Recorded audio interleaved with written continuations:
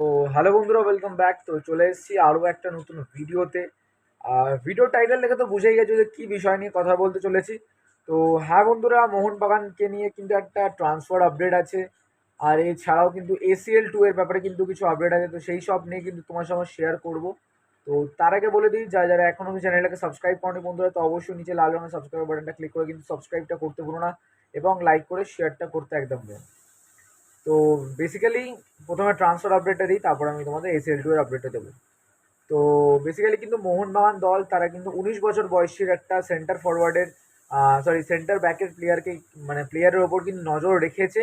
আর আশা করা যায় এই প্লেয়ারটিকে হয়তো তারা সই করিয়ে নেবে।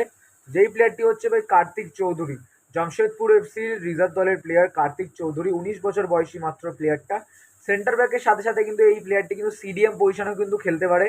তো মোহনবাগান দলের যে সাপ্লাই চেন বা সাপ্লাই লাইন, সেটা কিন্তু মোহনবাগান দলকে দেখে এখন যে মানে তোমার রিক্রুট করছে, সেই দেখে কিন্তু বোঝাই যাচ্ছে। কেন কি না, যত তোমার রিজার্ভ টিমের প্লেয়ার তোমরা বাড়াবে, ততই কিন্তু পরবর্তীকালে সিনিয়র টিমের প্লেয়ারের কিন্তু অভাব থাকবে না মোহনবাগানের জন্য।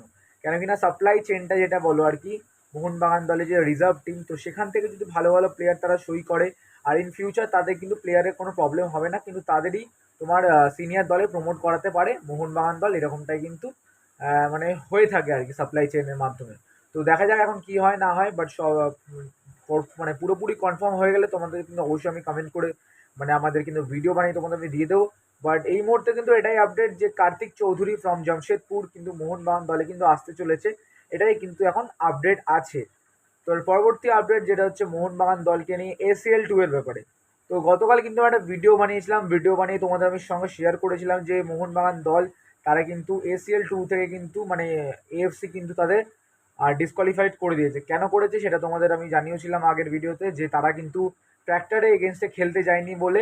তো সেই জন্য কিন্তু বাদবাকি পানিশমেন্ট হিসাবে কিন্তু সবকটা ম্যাচই কিন্তু বাতিল করে দেওয়া হয়েছে, আর তাদেরকে ডিসকোয়ালিফাই করে দেওয়া হয়েছে। ঠিক আছে?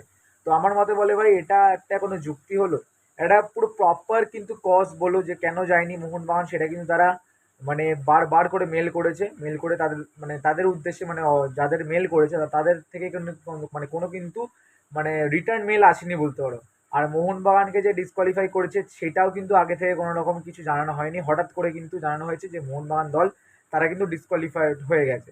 বাট এছাড়াও কিন্তু কালকে দেবাশিস দত্ত ক্লাব সচিব, মানে মোহনবাগান ক্লাব সচিব দেবাশিস দত্ত কিন্তু এটা জানিয়েছে যে আগামী তোমার 24 থেকে 48 ঘন্টার মধ্যে তারা কিন্তু লিগালি একটা স্টেপ নেবে, লিগালি তারা কিন্তু লেটার প্রোভাইড করবে। তো সেই নিয়ে কিন্তু এখনো অবধি কোনো রকম আপডেট জানা যায়নি, বাট পরবর্তীকালে মোহনবাগান দল তারা কি ACL 2 খেলবে কি খেলবে না, সেটা কিন্তু পরবর্তীকালেই জানা যাবে। বাট আপাতত ভাই লিগাল হবে কিন্তু মোহনবাগান দল যাচ্ছে। আর নিয়মত একটা মানে অ্যাজ পার আর্টিকেল বলো বা অ্যাজ পার রুল বলো, যদি একটা টিম যদি মানে অপোনেন্ট টিমের হোম গ্রাউন্ডে যদি না খেলতে যায়, তার একটা পারফেক্ট রিজন দরকার থাকে। ঠিক আছে? বাট সেই রিজনটা কিন্তু মোহনবাগান দলের কাছে আছে। তো আশা করি ভাই কোনো রকম প্রবলেম হবে না মোহনবাগানের জন্য। আর তোমার AFCর ডিসিপ্লিনারি কমিটির কাছ থেকে কিন্তু তোমার আগে থেকে সিদ্ধান্ত নেওয়া হয়, তারপরে যে বাতিল হবে কি বাতিল হবে না সেই সব ডিসিশন কিন্তু নেওয়া হয়। বাট সেটা কিন্তু কোনো রকমের কিছুই হয়নি। তো ডাইরেক্ট কিন্তু AFC তোমার সিদ্ধান্ত নিয়ে নিয়েছে যে মোহনবাগান দলকে তারা ডিসকোয়ালিফাই করে দেবে।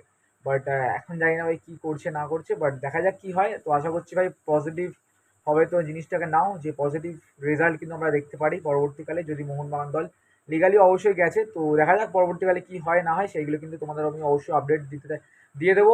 তো যারা যারা চ্যানেলে প্রথমবার আসছো তারা কিন্তু অবশ্যই চ্যানেলটাকে সাবস্ক্রাইব করতে ভুলো না। আর এই যে মতামত নিয়ে তোমাদের কি বক্তব্য, সেটা কিন্তু অবশ্যই কমেন্ট বক্সে জানাতে একদম ভুলো না।